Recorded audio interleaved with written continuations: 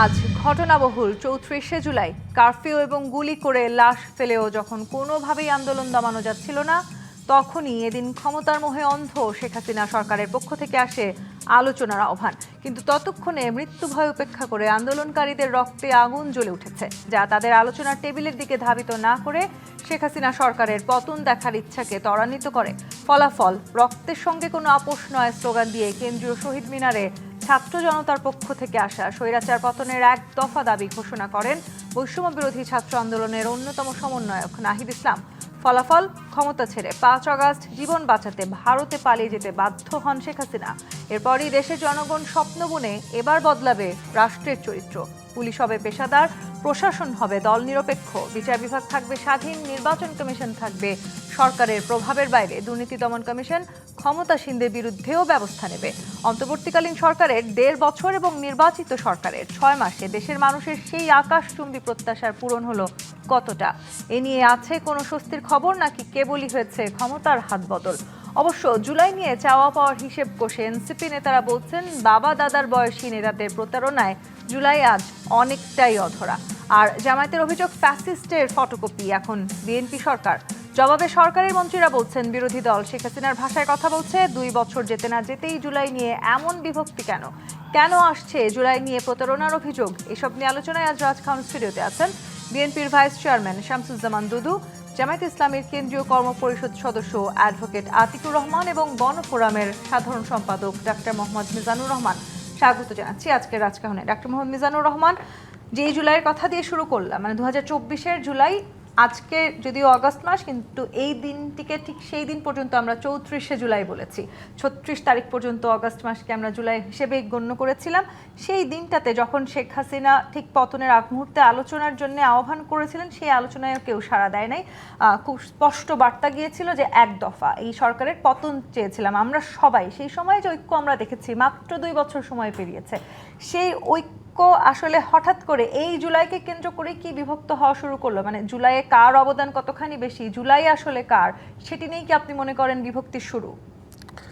ধন্যবাদ আপনাকে, সেই সাথে আমার সম্মানিত দুজন সহ আলোচক এবং ডিবিসি নিউজের দর্শক শ্রোতাকে।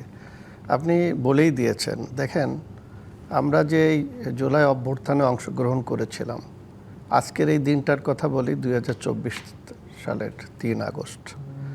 আমরা এই ৩ তারিখের আগ পর্যন্ত আমরা দলীয়ভাবে রাজপথে ছিলাম এবং সবাই শহীদ মিনারে যে বিকেলে অবস্থান করতাম।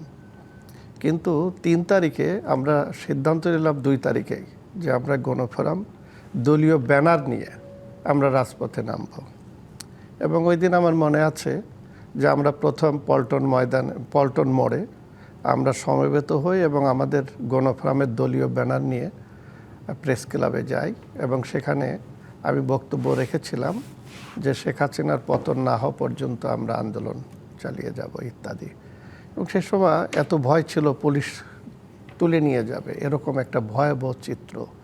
এর মধ্য দিয়ে আমরা আন্দোলন সংগ্রাম করলাম। ১৫ বছর বিনা ভোটের নির্বাচন, গুম খুন, বিচার ব্যবস্থা, নানা বিষয়ে আমরা এই যে রাজনৈতিক দলগুলোর মধ্যে যে ঐক্য গড়ে উঠেছিল আন্দোলনের, একটাই ছিল, শেখ হাসিনার পতন হবে, একটি অবাধ, সুষ্ঠু এবং গণতান্ত্রিক প্রক্রিয়ায় একটি নির্বাচন হবে, সেই নির্বাচনের মধ্য দিয়ে দেশে গণতন্ত্র প্রতিষ্ঠা হবে। এটাই ছিল আমাদের দলগুলোর মধ্যে একটা ঐক্য। কিন্তু আপনি দেখেন, এই ঐক্যের যে কঠিন শপথ অলিখিতভাবে আমাদের মধ্যে, এবং এরই ধারাবাহিকতায় ছাত্রদের এই আন্দোলনের সমর্থন করতে যেয়ে জীবনের ঝুঁকি নিয়ে সেই আন্দোলন সফল হলো। কিন্তু এই সফল হওয়ার কিছুদিনের মধ্যেই ক্ষমতা দখলের যে একটা ইচ্ছা আমাদের সবার মধ্যে চলে আসলো এবং নানা কারণে দেখা গেল যে আমরা যাদেরকে ক্ষমতায় আনলাম, সমর্থন করলাম, ডক্টর মোহাম্মদ ইউনূস, তিনি রাষ্ট্র ক্ষমতায় আসার পরে সংস্কারের কথা বললেন এবং আমরাও রাজনৈতিক দলগুলো সেই সংস্কারকে সমর্থন দিলাম। আমার সুযোগ হয়েছিল সেই সংস্কার কমিশনে প্রতিদিন অংশগ্রহণ করা এবং সেখানে আমরা দেখলাম যে ডক্টর ইউনূস এই সংস্কার এবং বিশেষ করে এই জুলাই সনদ তৈরি করা এবং এই বাস্তবায়ন প্রক্রিয়ার মধ্যে এমন একটি অবস্থান তৈরি করলো যে আমরা এটা নিয়ে একটা রাজনৈতিক বিভক্তির মধ্যে চলে গেলাম। এই জুলাই আন্দোলনের কৃতিত্ব কার এবং নির্বাচন, যেমন আমরা বললাম যে একটি অনির্বাচিত সরকার দীর্ঘকাল ক্ষমতায় থাকতে পারে না, আমরা একটা নির্বাচনের দাবি তুললাম। আর একটা পক্ষ বলল যে না, এখন আমরা নির্বাচন চাই না, আমরা একটা বিপ্লব করেছি। মানে আপনি যখন বলছেন যে অনির্বাচিত সরকার দীর্ঘদিন ক্ষমতায় থাকতে পারে না, ঠিক একই সময় আজকে নাহিদ ইসলাম বলেছে যে 5 বছর নির্বাচিত হওয়ার পরে যে 5 বছর কোনো সরকার ক্ষমতায় থাকবে সেই ম্যান্ডেট আসলে কেউ দেয় নাই।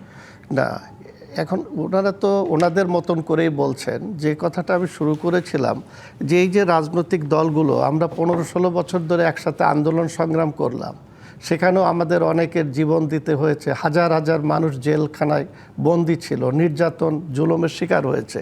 কিন্তু এই আন্দোলনের পরে আমরা দেখেছি যে ঘটনাটা ঘটেছে যে ডক্টর মোহাম্মদ ইউনূসের নেতৃত্বে যে সরকার আসলো, সেই সরকার এবং সেই সময় যে ঘটনা প্রবাহ ছিল, যে এই যে রাজনৈতিক দলগুলো যারা রাজনীতি করে এবং আমরা নিবন্ধন পেয়েছি, একটি রাজনৈতিক প্রক্রিয়ার বা গণতান্ত্রিক প্রক্রিয়ার মধ্য দিয়ে সরকার গঠন করা, দেশে গণতন্ত্র প্রতিষ্ঠার যে সুযোগটা, সেইটার বাইরে চলে গেল। যেমন ডক্টর ইউনূসই বলেছেন যে জনগণ চায় যে আমরা আরো 5 বছর 10 বছর ক্ষমতায় কিন্তু থাকি। ডক্টর মোহাম্মদ ইউনূস আসলে সেই সময় অন্তর্বর্তীকালীন সরকার গঠন করবেন সেই বিষয়েও তো সবাই একমত ছিল। আমরা একমত ছিলাম। আপনার কাছে আসি, এই যে জুলাইয়ের কথা বলছে, 24শে জুলাই এর মাসটাতে পুরো সময়টাতে আমরা আজকেও দেখেছি মির্জা ফখরুল ইসলাম আলমকে তিনি গণমাধ্যমকে দেয়া একটি সাক্ষাৎকারে বলেছেন বিএনপি, জামায়াত, এমনকি এনসিপি নেতাদের সেই সময়টাতে সম্পূর্ণভাবে এক ধরনের যোগাযোগে তারা চেষ্টা করেছে এবং যোগাযোগ রেখেই তারা কাজ করেছে। অর্থাৎ ফ্যাসিস্টের দমনে আসলে সেই সময় আপনারা সবাই এক ছিলেন, তখন কোনো মানে বিরোধিতা ছিল না। এখন এই ঠিক 2 বছরের মাথায় এসে এত বিরোধিতা কেন? মানে এখন জামায়াত ইসলামী কেন বিএনপির মাঝেই সেই ফ্যাসিস্টকে খুঁজে পাচ্ছে? জি, ধন্যবাদ আপনাকে, ধন্যবাদ আমাদের সহ-আলোচক এবং যারা শুনছেন। আমরা সবাইকে শুভেচ্ছা এবং সালাম জানাচ্ছি। তখন আমরা সবাই ছিলাম একই বৃত্তে এবং শেখ হাসিনার জুলুমতন্ত্রের শিকার আমরা সবাই ছিলাম। বাংলাদেশের বিএনপি বলেন, জামাত ইসলামী বলেন, সবাই, কেউ বাদ পড়ে না, সবাই সেখানে ছিল এবং আমরা সবাই মনে প্রাণে সেই ফ্যাসিবাদের পতনটা আমরা আকাঙ্ক্ষা করেছিলাম। যারই ফলশ্রুতিতে দীর্ঘ সময় আন্দোলন হয়েছে, বিএনপি জামাত দীর্ঘদিন জোটবদ্ধ আন্দোলন হয়েছে, যুগপথভাবে আন্দোলন সেখানে হয়েছে। এটা চূড়ান্ত পরিণতি ঘটেছে আসলে 36শে জুলাই 2024 সালে। এবং যে আন্দোলনে আমরা মনে করি এদেশের সকল মানুষেরই অবদান আছে। জামাত ইসলামী কখনো জুলাই অভ্যুত্থানকে তাদের দলীয় কোনো বিষয় মনে করে না, যে আমাদের সকল শহীদদের এখানে অবদান, আহতদের অবদান এবং দেশের যত শ্রেণী পেশার মানুষ সবাই কিন্তু অবদানের কারণেই জুলাই বিপ্লবটা সেখানে আমাদের সফল হয়েছে। দেখুন, ঐক্য আমাদের সেই সমবিন্দু ছিল এবং আমরা মনে করি 12ই ফেব্রুয়ারির আগ পর্যন্ত খুব বেশি ঐক্য আমাদের পাটল ছিল না। আমরা সবাই যেভাবে হোক নানাভাবে আমরা আলোচনা, আবার আমরা ঐক্যমত হয়েছিলাম এবং ঐক্য ঠিক রাখার জন্য কিন্তু ঐক্যমত কমিশন হয়েছিল এবং বাংলাদেশের 30 থেকে 32টা দল তারা সেখানে গিয়েছেন, কেউ জোটবদ্ধ গিয়েছেন, আলাপ সেখানে হয়েছে এবং আলোচনা করেই কিন্তু আমরা মৌলিক বিষয়ে অনেকটা আমরা একমত হয়ে গিয়েছিলাম।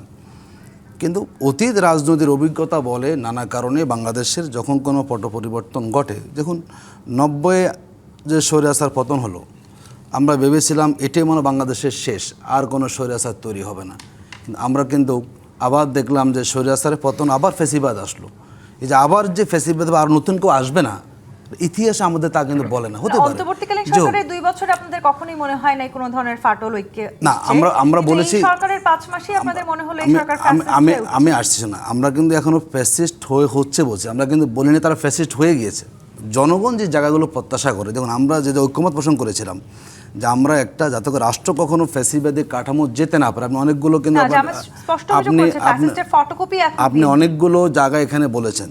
সাম্প্রতিক যারা দেখতে পেলাম, দেখুন আপনার এনসিপি তারা জুলাই যাত্রা করেছে হবিগঞ্জে, সে ঘটনা আপনি সবাই সেখানে জানি এবং সেখানে যে বাধা দেওয়া হয়েছে আমি জানি না, মানুষ কথা বলবে রাজনীতিতে, কিন্তু এইভাবে বাধা দেওয়াটা কিন্তু আমরা আশা করি না এত অল্প সময়ে, অল্প সময় কাজটা হবে। শুনুন, আপনি যিনি ক্ষমতা থাকেন তাকে অনেক কিছু সহ্য করতে, এই জন্য তো ক্ষমতা যিনি আমি আসছি শুনে রাজনৈতিক ভাষা না, রাজনৈতিক সবে আমাদের পরিবর্তন হতে হবে। মূলত সংকটটা অনৈক্যটা তৈরি হয়েছে ইলেকশনের পরে গভীরভাবে, কারণ আমাদের যে জুলাই সনদটা হয়েছে তার বিরুদ্ধে আমাদের ভোট হয়েছে, আমাদের ইলেকশন আমাদের হয়েছে, সেখানে যখন একটা ঐক্য আমাদের সংস্কার পরিষদ আমাদের করার কথা ছিল, হ্যাঁ না, যেহেতু সব দল সব বিষয়ে একমত হয় নাই, তার জন্য তো জনগণের কাছে আমরা গিয়েছি এবং সবাই বলছে যে জনগণ কি বলে।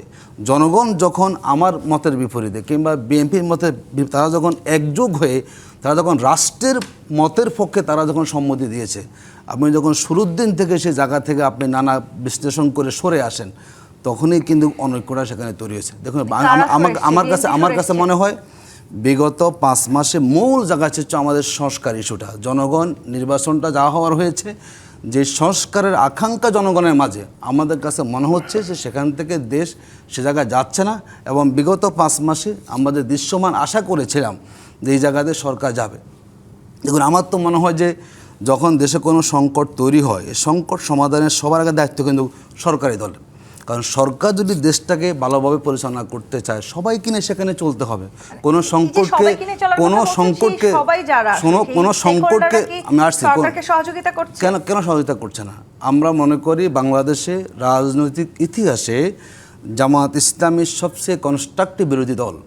এই যে মানুষ আমাদের সমালোচনা করে, কারণ মানুষ মনে করে বিরোধী মানে জ্বালাপোড়া করতে হবে। মানুষ মনে করে আমরা হরতাল কেন অবরোধ করছি না। আমরা বলি না, বাংলাদেশের গণতান্ত্রিক একটা রাষ্ট্র, এখানে গতানুগতিক যে আমাদের বিরোধী দলের যে অবস্থানটা, জামাত কিন্তু বিগত 5 মাসে বিগত বিরোধী দলগুলোর যেই ক্যারেক্টার ছিল তার বিপরীতে এসে একটা যৌক্তিক দায়িত্ব বিরোধী দল আমরা থাকার চেষ্টা করে যাচ্ছি। দীর্ঘদিন লড়াইয়ের পরে বিশেষ করে বিএনপির বিগত 16-17 বছরের বিএনপির উপর দিয়ে যা গিয়েছে সেটা আসলে নতুন করে বলার কিছু নাই। এরপরে আসলে আমরা যে গণতান্ত্রিক ধারায় আমরা যাত্রা শুরু করেছি একটা নির্বাচনের মধ্য দিয়ে, সেই নির্বাচিত সরকারের কাছে জনগণের আকাশচুম্বী প্রত্যাশা ছিল, সেটি নিয়েও আসলে তর্ক করার সুযোগ নাই। কিন্তু বিরোধী রাজনৈতিক দল এই 5 মাসেই আপনাদের উপরে যে ধরনের অভিযোগ আনছে, বিশেষ করে ফ্যাসিস্টের ফটোকপি হয়েছেন আপনারা। আজকে নাহিদ ইসলাম বলেছেন যে এক দফা আসলে এখনো পুরোপুরিভাবে অর্জিত হয় নাই। তিনি এটাও বলেছেন যে বিএনপির বাবা দাদার বয়সী নেতাদের প্রতারণায় জুলাই আজ অনেকটাই অধরা। কে বলছে? নাহিদ ইসলাম। ও আচ্ছা আচ্ছা, আপনাকে ধন্যবাদ। আপনাকে একটা ছোট্ট কথা বলি, মানুষ আর জানোয়ার এর ভিতর পার্থক্য আছে। মানুষের জবান আছে কিন্তু জানোয়ারের জবান নাই। কিন্তু জবান থাকলেও জানোয়ারের মতো আচরণ করলে তাহলে আবার জানোয়ারের সঙ্গে মানুষের প্রভেদ থাকে না। তো এখন এমন একটা কাল, এমন একটা সময় যাচ্ছে যে মানুষ, রাজনীতিবিদ, রাজনৈতিক সংগঠক, রাজনীতির সঙ্গে যারা যুক্ত, সাধারণ মানুষের থেকে তারা একটু উচ্চগ্রামে থাকে। তাদের শিক্ষা দীক্ষা, চালচলন, স্বপ্ন, ত্যাগ, এটা সাধারণ মানুষের থেকে একটু ভিন্ন থাকে, এই জন্য তারা রাজনীতি। কিন্তু তারা যদি আবার এই মুখটাকে ড্রেন বানাই ফেলে, তাহলে সাধারণ মানুষের থেকেও নিচের নেমে আসে। তো এখন বাপদাদার বয়সের এই দেশের শিশু প্রধানমন্ত্রী এই পর্যন্ত হয় নাই, কিশোর প্রধানমন্ত্রীও হয় নাই, এমনকি তরুণ বলতে যেটা বোঝায় মানে 18 থেকে 20, 22, 25 এর ভিতরেও প্রধানমন্ত্রী হয় নাই। সাংবিধানিকভাবে যে অবস্থাটা আছে সেইটি যদি কেউ না বোঝে, তারা যদি আবার রাজনীতি করে তাহলে সমস্যা। তো এখন এমন একটা পর্যায়ে চলে যাচ্ছে, মানে ওই যে বললাম না, জানোয়ার আর মানুষের যে ভিন্নতা ভাষারগত, সেটি অতিক্রম করছে। আপনার গণঅভ্যুত্থানের পরে একটা ভাব তৈরি হয়েছিল যে আমরাই করছি একটা অংশ, এটা আবার ডিসাইড হয়েছে 12 ফেব্রুয়ারির নির্বাচনে। আমরাই করছি, তাদের অবস্থান কি? আর যারা কোনো দাবি করেনি, জনগণ তাদেরকে কতটা ভোট দিয়েছে। যেমন এখন বিএনপি সরকার, স্বীকৃত বিরোধী দল হিসেবে জামাত, আর অন্যান্য দলের যেমন 6টা কি এরকম আছে এনসিপির, একটা আছে ইসলামী আন্দোলনের। কিন্তু এর পার্লামেন্টের বাইরেও তো একটা বড় বিরোধী দল আছে, তারা সংবিধানে নাই, পার্লামেন্টে নাই, কিন্তু তারা স্বীকৃত বিরোধী দল। অর্থাৎ ইলেক্টেড হলেই শেষ, মানে সব কিছু হয়ে গেছে এমন না। কিন্তু সেই জন্য আমার কাছে মনে হয়েছে উস্কানি, শিশুসুলভ আচরণ, এটা গণতন্ত্রের জন্য। আবার এই 5 মাসের মধ্যে বিরোধী রাজনৈতিক দল, বিশেষ করে জামায়াত ইসলামী বলার চেষ্টা করছে যে আপনারা একেবারেই আওয়ামী লীগের ফটোকপি হয়ে গেছেন। মানে 5 মাসে কি আওয়ামী লীগের ফটোকপি হওয়া সম্ভব? জামাত ইসলামের এটা জামাত ইসলামের মতো কথা বলবে। তাদের একটা অতীত আছে, ধারাবাহিক একটা ভূমিকা আছে। জামাত তো বিএনপি না, এমনকি জামাত তো আওয়ামী লীগ না। আর তারা যেটা তাদের পর্যবেক্ষণে ধরা পড়বে সেটাই বলবে। তাদের কাছে মনে হয়েছে যে এই কথাটা এই সময় বললে তারা মানুষের মধ্যে একটা প্রতিক্রিয়া এবং সমর্থন পাবে। তো যেমন ইলেকশনের আগে তারা কম বেশি মানুষের ভিতরে ধারণা দিয়ে ফেলছিল যে এবার তারাই ক্ষমতা আসছে। কেন আসছে? যে বিএনপি আর আওয়ামী লীগ দুই সাফের একই বিষ নাকি এই ধরনের একটা স্লোগান হয়েছিল। তো মানুষ ওইটাও অ্যাকসেপ্ট করে নাই, ওইটাও অ্যাকসেপ্ট করে না। সেই জন্যে বিএনপি তো সামনে আসছে। সেই জন্যে জামাতের মতো চলবে। জামাত তো বিএনপি না, এমনকি আওয়ামী লীগও না। তো সেই জন্য জামাতের কথায় অস্থির হওয়ার কিছু নাই। জি, এই আর এটা ডিসাইড হবে আগামী আবার জাতীয় সংসদের নির্বাচনে। সেই নির্বাচনকে সপক্ষে আনার জন্য যে কোনো সংগঠন তাদের মতো করে সেই নির্বাচন নিয়েও কিন্তু ইতিমধ্যে আলোচনা চলছে। মানে আজকে নাহিদ ইসলাম তিনি বলেছেন যে 5 বছরই আপনারা যে ক্ষমতায় থাকবেন এমন ম্যান্ডেট আসলে কেউ দেয় নাই। নানান সময় না আসলে না, আমরা ওই যে দেখেছি- একটু আগে আমি শেষ করে দিই, এইটার জন্যই বললাম শিশুর সুলভ, শিশুর থেকে একটু উত্তরণ করতে হবে। সংবিধান সামনে রেখেই ম্যান্ডেট কার দিছে আর কার দেয় নাই এইটা শিশু ওরা বুঝবে না। মানে সেই জায়গাটি থেকে আসলে জামায়াত তাদের যে ঐক্যের যে যারা রাজনীতি করছেন বা আপনাদের যারা ঐক্য দলে আছেন তাদেরকে সেই বিষয়গুলো আপনারা আলোচনা করেছেন কিনা? এই আলোচনায় ফিরবো। জিপি ইস্পাত নিবেদিত রাজকাহন থেকে বিরতি নিয়ে ফিরছি, সাথেই থাকুন। জিপি ইস্পাত নিবেদিত রাজকাহন দেখছেন। অ্যাডভোকেট আতিকুর রহমান, যেই জুলাই আসলে আপনাদের ঐক্য নিয়ে ভূয়সী প্রশংসা ছিল, পুরো রাষ্ট্র আসলে এক পথে হেঁটেছে, সবাই এক হয়েছে, সেই জুলাই নিয়ে এখন আসলে আপনাদের মধ্যে এত অভিযোগ কেন? প্রতারণার যে অভিযোগ আপনাদের রাজনৈতিক ঐক্যে যারা আছেন অর্থাৎ এনসিপি তারা যে অভিযোগ করেছেন সেই অভিযোগে কি আপনারাও একমত? দেখুন, সেই অভিযোগটা হচ্ছে কিন্তু জুলাইকে নিয়ে। জুলাই যদি আপনি বাদ রাখেন অভিযোগ কিন্তু কারো থাকে না। দেখুন, আমরা যখন মানে রাজনীতিতে আসলাম খুব অল্প বয়স থেকে আমরা অভ্যস্ত ছিলাম বিএনপি জামাত। মানে যখন শেখ হাসিনা কথা বলতো মানে একসাথে বলতো, কিন্তু বিএনপি এবং জামাত দীর্ঘ সময় কিন্তু আমরা একসাথে। যদি বলেন 91-এ বলেন, তখন দুদু ভাইরা তো স্টুডেন্ট লিডার ছিলেন তখন, এবং আমরা জামাত ইসলামী বলা যায় সব সময় কিন্তু রাষ্ট্র গঠনে আমরা বিএনপিকে সহযোগিতা করেছি।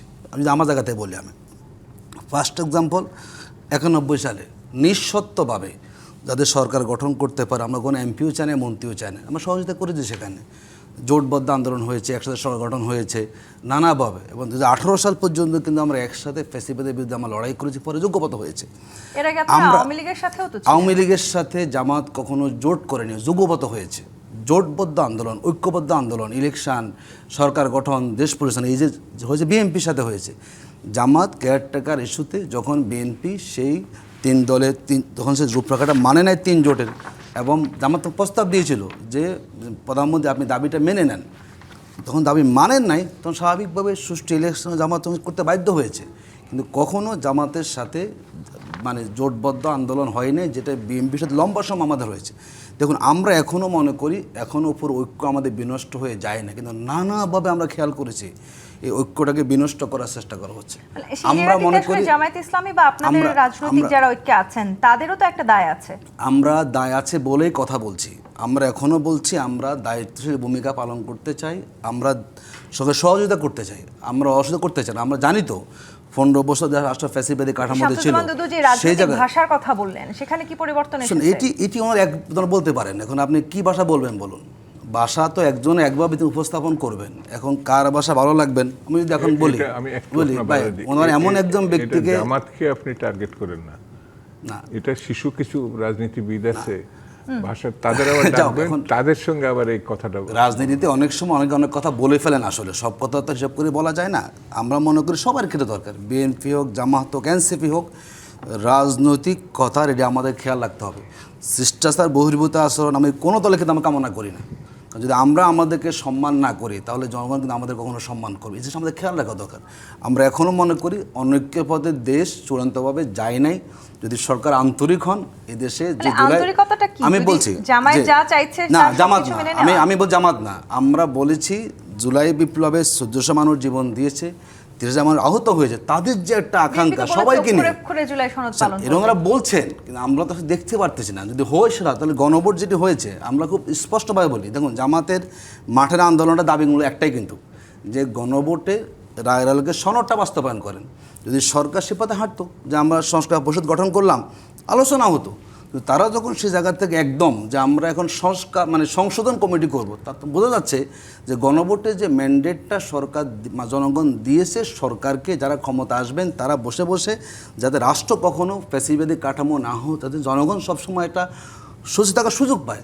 আমরা যখন দেখলাম আসলে সেই জায়গা থেকে সরকার এখন পর্যন্ত সরে আসছে বলে মানে মনে হচ্ছে, একটাই দাবি এখন এবং আপনাদের, সেটা হচ্ছে জুলাই আমরা মনে সনদ। করি যদি সেটা বাস্তবায়ন হয় বাংলাদেশের রাজনৈতিক ময়দানে অনেক সমস্যা দূরীভূত হয়ে যাবে শামসুজ্জামান দুদু, এবং মানে এই বিরোধী দল একটা সেখানে মাত্র দাবি যৌক্তিক কোনো বিরোধী ইস্যু দলের, পাবে না BNP মাঠে কাছে। নামার জন্য যদি এই সরকার বাস্তবায়ন করে ফেলে। মানে কেন সেই একটি মাত্র দাবি এই সরকার বাস্তবায়ন করছে না? জুলাই সনদ এটা অক্ষরে পালন করা হবে, এটা তো আমাদের মহাসচিব তিনি স্পষ্ট করে পার্লামেন্টে বলেছেন। আর পার্লামেন্টে 2টা সেশন হয়েছে। জুলাই সনদ যদি আপনাকে প্রতিষ্ঠা করতে হয়, সামনে নিতে হয়, সেটা পার্লামেন্ট খুব গুরুত্বপূর্ণ জায়গা। অর্থাৎ এখানে সংবিধান সংশোধন, পরিমার্জন, এই বিষয়গুলো সব পার্লামেন্টে হবে। সেই জন্য 2টো সেশন গেছে, আমরা ওখান থেকে সরে গেছি। এটা জামাত বা অন্যরা যদি অভিযোগ করে, সেটি পার্লামেন্টে যখন এটা হবে না তখন এই অভিযোগগুলো আসতে পারে। আর জুলাই সনদের সঙ্গে বিএনপির কোনো সংঘাত এই কারণে নয়, বিএনপি জুলাই সনদের আমাদের 31 দফার ভিতরে অনেক জায়গায় সাদৃশ্যতা আছে। তো আমাদের 31 দফা কিন্তু বিএনপির না, আমাদের 27 দফা ছিল। 31 দফা কিন্তু বিভিন্ন রাজনৈতিক দলের সঙ্গে আলোচনার মধ্য দিয়ে এটা 31 দফা তৈরি হয়েছে। তো আমার কাছে মনে মানে হয় জামায়াত কিংবা বিরোধী দলের এটাও দাবি যে আপনারা আসলে আপনাদের নিজেদের সেই 31 দফাই রাখছেন না। না না না না, এটা জামাত যে কথাগুলো বলছে তারা তাদের অবস্থান থেকে ঠিক আছে, বিরোধী দল তো সেটা কি তাহলে শুধু বলার জন্য বলা, না না বিরোধিতা না, করার কখনো না। সরকারকে যদি ত্রুটি থাকে তারা সেটা উল্লেখ করবেন, সতর্ক করবেন, সজাগ করবেন। তো জামাত তো আমার কাছে মনে হয়েছে যে সেটা তারা করছে। বিএনপি যাতে কালকেই করে ফেলে বা পরশুদিন করে ফেলে বা 1 মাসের ভিতর করে ফেলে, এই ধরনের চাপ তো বিরোধী দল দিতেই পারে। তো এটা নিয়ে আপনার অস্থির হওয়ার তো কিছু নেই। মানে BNP বরঞ্চ আমি বলি, বরঞ্চ তারা বলছে না বিএনপির সঙ্গে মিশে গেছে, তাহলে বিরোধী দল আর সরকারি দলের ভিতর পার্থক্যটা কোথায়? সেই জন্য আমার কাছে মনে হয়েছে যে কথাগুলো বিরোধী পক্ষ থেকে আসছে। প্রথাগত রাজনীতি কিন্তু যেটা ছিল সেটা 24-এর গণঅভ্যুত্থানের আগের একটা আর 24-এর গণঅভ্যুত্থানের পরে একটা, সেই জায়গাটাই যখন দূরত্বগুলো তৈরি হবে বা পারস্পরিক সংঘাত হবে, পারস্পরিক বিভেদ হবে, অমিল হবে, সেই পরিস্থিতি এখনো আসছে, এটা আমার কাছে আমার নজরে পড়ে না। মানে এখন একটা তর্ক বিতর্ক অব্যাহত আছে। ডক্টর মোহাম্মদ মিজানুর রহমান, মানে এই অভ্যুত্থান পরবর্তী সময়ে আমাদের সবচাইতে বেশি যে শব্দটি ব্যবহৃত হচ্ছে সেটা হচ্ছে বৈষম্যবিহীন বাংলাদেশ, এবং একটা নতুন বন্দোবস্তের কথা আমরা বলছিলাম বারবার। সেই নতুন বন্দোবস্তকে এই বিএনপি সরকারের আমলে কিংবা এখন যখন জামায়াত ইসলামী বিরোধী রাজনৈতিক দলের সংসদে এসছে, এই সময়টাতে আপনি দেখতে পেয়েছেন মানে প্রত্যাশা কতখানি ধারণ করতে পারছে দুটো রাজনৈতিক দল? না দেখেন, প্রত্যাশা তো থাকবে, কিন্তু একটা জিনিস সেটা আমাদেরকে মনে রাখতে হবে যে আমাদের এই যে রাজনৈতিক দলগুলোর মধ্যে আমরা যারা গণতন্ত্রকে প্রাতিষ্ঠানিক রূপদানের জন্য অঙ্গীকার করেছি, কিন্তু আমাদের এই জায়গাটা, এই যে বিভেদ বা অনৈক্যটা কেন? জুলাই আগে তো আমাদের মধ্যে একটা ঐক্য ছিল, কিন্তু জুলাইয়ের পরে, অভ্যুত্থানের পরে আমাদের তো একসাথে রাষ্ট্র নির্মাণ করার কথা, কিন্তু আমরা সেখান থেকে ঐক্যটা আসলাম এই কারণে যে আপনাকে মূল জায়গায় যেতে হবে। মানে যে জুলাই নিয়ে ঐক্য হলো সেই জুলাই নিয়ে এখন আবার আমি অনেকের সুর বাজছে। অনেকের সুরের একটি কারণ হচ্ছে যে 54 বছরে যে বিষয়গুলো নিয়ে কখনো প্রশ্ন তৈরি হয় নাই, বিএনপি ক্ষমতায় ছিল, বিরোধী দলেও ছিল, এবং জামাতও বিএনপির সাথে ক্ষমতার অংশীজন ছিল, তারা কখনোই এই বিষয়গুলো প্রশ্ন তোলে নাই। যেমন 71-এ মুক্তিযুদ্ধের মধ্য দিয়ে একটি রাষ্ট্র নির্মাণ করলাম, আপনি 71-কে প্রশ্নবিদ্ধ করা শুরু করলেন। প্রকাশ্যে বলা হলো যে 16ই ডিসেম্বর আমরা মানি না। আমরা একটা প্রক্রিয়ার মধ্য দিয়ে 72-এর সংবিধান প্রণয়ন করলাম, প্রোক্লেমেশন অফ ইন্ডিপেন্ডেন্স, যেখানে বলা আছে আপনি এই অভ্যুত্থানের পরেই প্রকাশ্যে ঘোষণা করলেন 72-এর সংবিধানকে কবর রচনা করবেন। আপনি যদি খেয়াল করে দেখেন 71-এ একটা রাষ্ট্র নির্মাণ করলেন এবং ওই রাষ্ট্রেরই একটি স্বৈর শাসককে আপনি 24-এ পরাজিত করলেন, তাকে উৎখাত করলেন একটা রাষ্ট্র নির্মাণ মহান মুক্তিযুদ্ধের মধ্য দিয়ে। আর 24-এ ওই রাষ্ট্রেরই একটি সরকারের পরিবর্তন করা, দুটোকে আপনি মুখোমুখি দাঁড় করিয়ে দিলেন, এটাকে আপনি আরেকটা স্বাধীনতা ঘোষণা করলেন। তো এই যে মৌলিক যে বিষয়গুলো এবং এই যে অধ্যত্বপূর্ণ কথাবার্তা, আপনি একটি রাষ্ট্রের মূল কাঠামোর উপরে যখন আঘাত করবেন তখন তো সেখানে ঐক্য থাকবে না। এই জায়গাটা আমরা কখনোই দেখছি না। ভিন্ন মতের প্রতি যে শ্রদ্ধা থাকা দরকার, আমরা এই জুলাই অভ্যুত্থানের পরে কি দেখেছি? আমরা এই সরকার তো বিরোধী রাজনৈতিক দলকে কোনো কিছু বলতে বাধা দিচ্ছে না। হ্যাঁ, সেটা না, আমাদের এই যে ঐক্যটা অনৈক্যটা কোথা থেকে তৈরি হলো? আপনি তো জুলাই অভ্যুত্থানের আগে আমাদের মধ্যে তো এই ক্রিয়াশীল রাজনৈতিক দলগুলো, তাদের মধ্যে তো একটা ঐক্য ছিল এবং সেই জায়গায় আন্দোলনটা কি হলো? বৈষম্যহীন একটি মানবিক বাংলাদেশ প্রতিষ্ঠা করা, যেখানে বৈষম্য থাকবে না, যেখানে গণতন্ত্র থাকবে, আইনের শাসন থাকবে। কিন্তু ওই জায়গার থেকে তো আপনার ভিতরে অনৈক্যটা তৈরি হলো। এই প্রশ্নটা আমি একটু অ্যাডভোকেট আতিকুর রহমান আপনার কাছে ছোট করে একটু করতে চাই। মানে এই যে আমরা সবাই বলছিলাম যে আমরা আসলে একটা নয়া বন্দোবস্তের বাংলাদেশে দাঁড়িয়ে আছি, ঠিক যেই প্রসঙ্গটি ডাক্তার মিজানুর রহমান তুলেছেন, মানে মুক্তিযুদ্ধ এবং জুলাইকে মুখোমুখি দাঁড় করানোর একটা প্রয়াস আপনাদের মধ্য দিয়ে কেন আসলো এই সময়টাতে? এটি হলো অবান্তর কথা। আমরা কোথাও মুখোমুখি না, 71-71 জায়গায়, 24-24 জায়গায়। এই সমস্ত দাবি কখনো জামাত ইসলামী করে নাই, বরং নানাভাবে বিভিন্নভাবে এটা ট্যাগ করার চেষ্টা করা হচ্ছে। জামাত ইসলামী 71-কে আমরা ধারণ করি, আমরা 24-কে ধারণ করি। 71-এ বাংলাদেশ একরকম হয়েছে, ধারণ করেন? অবশ্যই ধারণ করি। কেন ধারণ করবো না? এখানে আমি কি 71-এর প্রজন্মের আগের মানুষ? আমি কেন ধারণ করবো না? কেন আপনি জোর করে আমাকে 71 বিরোধী নিয়ে যাবেন? আমার স্বাধীন দেশের নাগরিক, স্বাধীনভাবে আমরা এখানে বড় হয়েছি, দেশকে নিয়ে আমরা গর্ববোধ করি। সুতরাং এখানে আমি রাজনৈতিক ট্যাগ দিয়ে এসে আমার মতো একটা মানুষকে আপনি 71-এর বিরুদ্ধে নিয়ে যাবেন, এটিও কিন্তু মানুষের গণতান্ত্রিক চেতনার পরিপন্থী। দেখুন, যেটা আমরা বলি, আমি একটু বলি, দেখুন যেটা একটু বলি, যেটা আমাদের দুদুভাই বলেছেন, আমাদের আপত্তিটা কোথায় আসলে? আমাদের 17বার সংবিধান সংশোধন হয়েছে এবং পার্লামেন্টকে এই ক্ষমতা কিন্তু বাংলাদেশের সংবিধান দিয়েছে। কিন্তু আমাদের যে রাষ্ট্র যে পরিবর্তনগুলো, ক্ষমতা ভারসাম্য বলেন, যে দিকগুলো আমরা নিয়ে এসেছি, এগুলো আসলে সংবিধান সংশোধন দিয়ে সম্ভব না। বেসিক না, পাল্টা না, আমরা বলছি বেসিক স্ট্রাকচার যেগুলো আছে, এই বক্তব্য জামাত কখনো, বরং এই বক্তব্য আমরা কিন্তু আগের পাচ্ছি। আমি না বলতে চাচ্ছি না, এই বক্তব্য কিন্তু ওনাদের পক্ষ থেকে এসেছে। জামাত কখনো এটা বলে না। দেখুন, জামাত কখনো অবান্তর কথা বলে না। আমরা বলেছি আমরা বলেছি আমরা অবান্তর কথা বলি না। যেগুলো মৌলিক সংস্কার প্রয়োজন, যেগুলো আলোচনা হয়েছে, এগুলো করতে হলে বেসিক স্ট্রাকচার পরিবর্তন করতে হবে। সেটা কখনো সংবিধান সম্মত না। আসলে নানান ভাবে জামায়াত ইসলামী বা এই ধরনের বিরোধী রাজনৈতিক দলকে ট্যাগিং করার এক ধরনের চেষ্টা চলছে। মানে এই রাজনৈতিক প্রতিহিংসামূলক জায়গা থেকেও তো আসলে আমরা 24-এর অভ্যুত্থানের পর পরিবর্তন ঘটবে সেই প্রত্যাশা করেছিলাম। সেই প্রত্যাশা আমরা কতখানি ধারণ করতে পেরেছি? উত্তর নিব, বিরতি নিয়ে ফিরতে হবে। জিপিএইচ ইস্পাত নিবেদিত রাজকাহন থেকে আরেকটি বিরতি নিয়ে ফিরছি, সাথেই থাকুন। জিপিএইচ ইস্পাত নিবেদিত রাজকাহন দেখছেন, ডাক্তার মোহাম্মদ মিজানুর রহমান। আমরা আসলে যে রাজনৈতিক পরিবর্তন দেখার চেষ্টা করছিলাম, সেই জায়গাটিতে এখন এই 2 বছর পরে এসে দাঁড়িয়েও শুনতে হচ্ছে যে পুরনো রাজনৈতিক বন্দোবস্তটা নতুন মোড়কে শুধু ফিরে এসছে। মানে এখনও যে অভিযোগ অ্যাডভোকেট আতিকুর রহমান করলেন যে ট্যাগিং কিংবা মব, এসবই আমরা আটকে আছি কিনা? না, তা ঠিক না। কারণ আপনি যদি দেখেন যে এই যে কথাটা আমি শুরু করেছিলাম, যে আমাদের যে মুক্তিযুদ্ধের যে মীমাংসিত বিষয়গুলো, এইটা নিয়ে কিন্তু কখনোই প্রশ্ন তোলা হয় নাই, কিন্তু এই জুলাই অভ্যুত্থানের পরে এগুলো নিয়ে প্রকাশ্যে প্রশ্ন তোলা হয়েছে। আপনি যদি খেয়াল করে দেখেন যে জামাতের একজন নেতা, জনৈক ব্যারিস্টার, আমি নাম বলবো না যেহেতু এখানে উপস্থিত নাই, উনি প্রকাশ্যে বলেছেন যে 72-এর সংবিধান ভারত লিখে দিয়েছে। উনি প্রকাশ্যে বলেছেন যে 13ই ডিসেম্বর বা 71 সালে সেটা মানতে হবে, 16ই ডিসেম্বর তিনি মানেন না। তো এরকম অনেক কথাবার্তাগুলো প্রকাশ্যে বলা হয়েছে, আরও অনেক ধরনের কথাবার্তা বলা হয়েছে। আপনি যদি খেয়াল করেন যে মহান মুক্তিযুদ্ধে জামাতের কি অবস্থান ছিল, এবং এবারও জাতীয় সংসদে মুক্তিযুদ্ধের যে সংজ্ঞা, সেখানেও আপনি দেখেন যে পাকিস্তান সেনাবাহিনীর সঙ্গে আমাদের জামাত ইসলাম, তারপরে রাজাকার, আল বদর, তারপরে মুসলিম লীগ, আরও কয়েকটা রাজনৈতিক দলের কথা বলা হয়েছে যে তারা এই বাংলাদেশের যারা মুক্তিকামী, যারা জনযুদ্ধে অংশগ্রহণ করেছিল, তাদের বিপক্ষে তারা যুদ্ধ করেছিল কিংবা অবস্থান গ্রহণ করেছিল। এটা তো বাস্তবতা, আমি এগুলো নিয়ে বিতর্ক করতে চাই না। এবং সেই জায়গায় জামাত ইসলাম কখনো কি মুক্তিযুদ্ধকে স্বীকার করে এবং মুক্তিযুদ্ধের সময় তাদের যে অপকর্ম বা তারা যে অবস্থান নিয়েছিল এই নৈতিক দায় তারা স্বীকার করেন নাই। আমি কয়েকদিন আগে দেখলাম জামাত ইসলামের সহকারী সেক্রেটারি জেনারেল ছিলেন সম্ভবত ব্যারিস্টার রাজ্জাক, তিনি তো নাই, কিন্তু তার একটা বক্তব্য আপনি এখনই গুগলে যেয়ে দেখেন।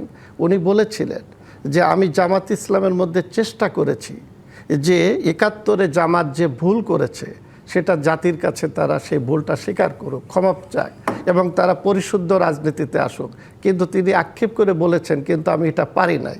তাহলে আজকে যে কথাটা হচ্ছে যে তারা এটা তো তাদের যে চিন্তা, তাদের যে চেতনা, সেই চেতনাটা জুলাই অভ্যুত্থানের পরে আপনি কি খেয়াল করেছেন যে আমার জাতীয় সঙ্গীত সেখানে বাজানোর জন্য সেখানে বিরোধিতা করা হয়েছে, আমার যে জাতীয় পতাকা যেটা শাহবাগে উত্তোলনে বাধা দেওয়া হয়েছে, এগুলো তো হয়েছে, এটা স্বীকার করতে হবে, এটা এদেশের মানুষ দেখছে। তো আমরা এই যে অভ্যুত্থানের পরে আমরা একটা রাষ্ট্র নির্মাণের কথা বলছি, আপনি সেই রাষ্ট্র নির্মাণ করবেন কিভাবে যদি আপনার রাষ্ট্র প্রতিষ্ঠা বা গঠন বা তার যে প্রক্রিয়া সেটাকে আপনি প্রশ্নবিদ্ধ করে। এই প্রশ্নটা করি একটু অ্যাডভোকেট আতিকুর রহমান, আপনি আসলে রাষ্ট্র গঠনের প্রক্রিয়াকে প্রশ্নবিদ্ধ করছেন কিনা জামায়াত ইসলামী, এবং জুলাইয়ের পরেও আসলে আপনাদের যে চেতনা পরিবর্তন হওয়ার আশ্বাস করছিল অন্যান্য রাজনৈতিক দল, সেই আপনারা সেই পরিবর্তনে আসতে পারেন নাই কেন? জামাত ইসলামীকে অনেকে পরামর্শ দেয়, ভালো, আলহামদুলিল্লাহ আমরা গ্রহণ করতে চাই, নিজেরা সে পরামর্শটা গ্রহণ করলে ভালো, মানুষ গ্রহণ করে কিনা। বহু পরামর্শ জামাতকে সবাই দিতে পারে, আমরা এগুলো নিয়ে আমরা এখন বাংলাদেশের প্রধান বিরোধী দল, এই বাস্তবতা আপনাকে মানতে হবে। এবং 35% মানুষ আমাদেরকে সমর্থন করেছে, যে মানুষ তারা জামাতকে রাষ্ট্রকুমারে দেখতে চেয়েছে। আপনি আবার কে কোথায় কি বললো, কোন ব্যারিস্টার কি বললো, যদি জামাতের দায়িত্বের জায়গা থেকে কোনো ব্যক্তি কোনো কথা না বলেন, কার কোন বক্তব্য কে কী বললো এগুলো অনুমান করে জামাতের উপর চাপিয়ে দেওয়াটা এই প্রজন্ম পছন্দ করে না। আমি তো আপনাকে বলি, খুব সহজে শেখ হাসিনা পতন কেন হয়েছে? যে রাজাকার ইস্যু নিয়ে 15 বছর বিরোধী দল দমন করেছে শেখ হাসিনা, এদেশের ছাত্র সমাজ রাজাকারকে এই গালিকে দারং করে তারা কিন্তু বিপ্লবকে ত্বরান্বিত করেছে। আপনি এখন এসে আবার ইনিয়ে বিনিয়ে সেই জায়গায় যাবেন। বাংলাদেশের সেটি বাস্তবতা আছে, জামাত বহুবার এই ব্যাপারে তার বক্তব্য দিয়েছে, হাজারবার দিলেও আপনি একই কথা বলবেন, কারণ আপনার কোনো ইস্যু নাই। আপনি নিজের রাজনীতি করেন না কেন? যারা জামাতকে পরামর্শগুলো অনুরোধ আপনার নিজের রাজনীতিটা করেন। মানুষ না, আমি দেখছি যারা গণবিচ্ছিন্ন রাজনৈতিক দল এবং ব্যক্তি তারা জামাতকে খুব উপদেশ দেন। আপনি নিজের দলটা গোছান না কেন? নিজের দলের কোনো অস্তিত্ব নাই, মানুষ তার সমর্থনই করে না, খালি আরেক দলের প্রতি পরামর্শ দিয়ে তাকে শুধরানোর চেষ্টা করবেন। এটা মানুষ বোঝে, মানুষ বাস্তবতা জেনে বুঝে। আমরা মনে করি জামাত ইসলামী জামাত ইসলামী জুলাইতে যে ছিল, আমরা এখন আমার জায়গা ঠিক আছে, আপনি জোর করে আপনাকে দূরে ঠেলে দিচ্ছেন কেন?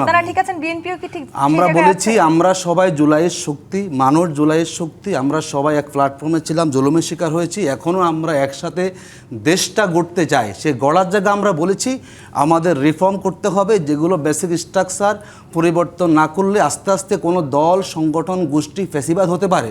সেগুলোকে আমরা এখনই ঠিক না করতে পারি, কোনো এক সময় 1 বছর 2 বছর 5 বছর পর হতে পারে রাষ্ট্রীয় কাঠামোগুলো দিয়ে আবার ফ্যাসিবাদ তৈরি হতে পারে।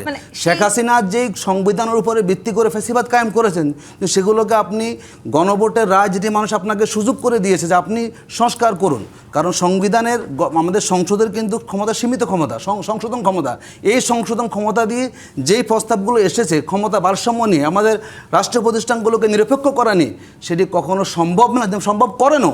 এটি একসময় 5ম, 8ম, 13শ সংসদ যেটি হয়েছে যে পরিণতি, সেই পরিণতি হবে। কারণ যখনই আপনি স্ট্রাকচারে হাত দিবেন তখনই কিন্তু সেখানে আদালত আমি চ্যালেঞ্জ করতে পারি। আসলে হবে কিনা জুলাই নিয়ে, কিংবা সামনে আসলে বাংলাদেশের জুলাই কেন্দ্রিক যে ভবিষ্যৎ, কিংবা জুলাইয়ের সনদ বাস্তবায়ন নিয়ে যে অনাস্থার কথা বিরোধী রাজনৈতিক দল বলছে, সেই সমস্যার মীমাংসাটা আসলে কিভাবে হবে?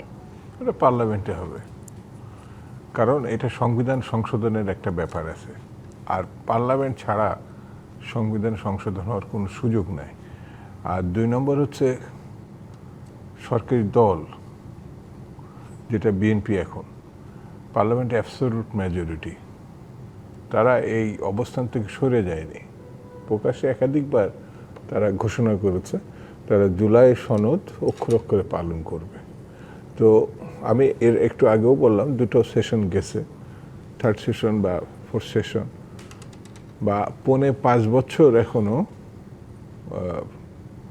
বাকি আছে সময়। তো হ্যাঁ, এক ধরনের বিরোধী দল এটা চাপ প্রয়োগ করবে, কথাটা উল্লেখ করবে, বলবে, এটা নিয়ে মানে অস্থির হওয়ার কিছু নাই। তারা তাদের মতো করেই সরকারকে চাপ দিবে, সেটাও তারা দিচ্ছে। কিন্তু আমার কাছে মনে হয়েছে যে এখনো পর্যন্ত আমি সেই দলেরই একজন প্রতিনিধি, বিএনপির একজন মানুষ।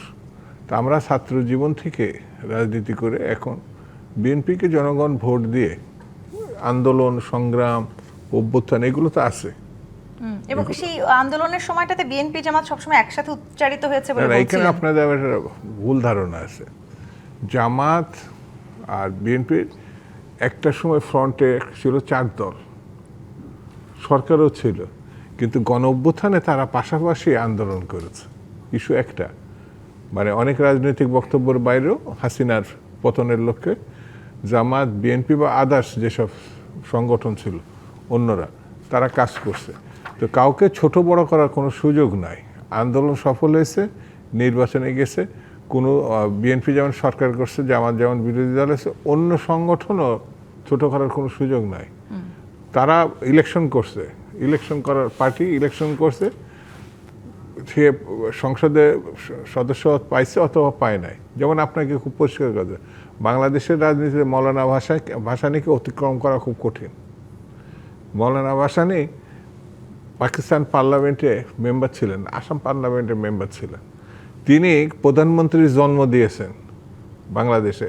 এমনকি শেখ মুজিব যত খারাপই হোক, তার 36 নম্বর সেক্রেটারি ছিল। তো মৌলানা ভাসানী ছোট হয়ে গেল নাকি? জাতির পিতা অমুক তমুক অনেককে বলা হয়েছে, কিন্তু মৌলানা ভাসানী ছোট হয়নি। সে তো পার্লামেন্টে থাকলেই একটা ধরনের অবস্থা, পার্লামেন্টে না থাকলেও সেই দল, সেই ব্যক্তি, সেই নেতা ছোট হওয়ার কোনো সুযোগ নেই। সে মানুষের পক্ষে কাজ করছে কিনা, সে দেশের পক্ষে কাজ করছে কিনা, গণতন্ত্রের পক্ষে কাজ করছে কিনা, এটা আমার কাছে খুব জরুরি। এবং সবার উপরে বাংলাদেশ, এই যে কথাটি আসলে আমরা বারবার বলার চেষ্টা করছি, জুলাইয়ের এই অভ্যুত্থানের পরবর্তী সময়টাতে আমরা নিশ্চয়ই সেই জায়গাটিতে দাঁড়াতে চাই। শামসুজ্জামান দুদু, অ্যাডভোকেট আতিকুর রহমান, ডাক্তার মোহাম্মদ মিজানুর রহমান, ধন্যবাদ আজকে রাজকাহনে আমাদেরকে সময় দেওয়ার জন্য। দর্শক, আজকের মতো বিদায় নিচ্ছি। জিপিত ইস্পাত নিবেদিত রাজকাহন থেকে ফিরবো আগামীকাল রাত 10টায় নতুন রাজকাহন নিয়ে। ডিবিসির সঙ্গেই থাকুন।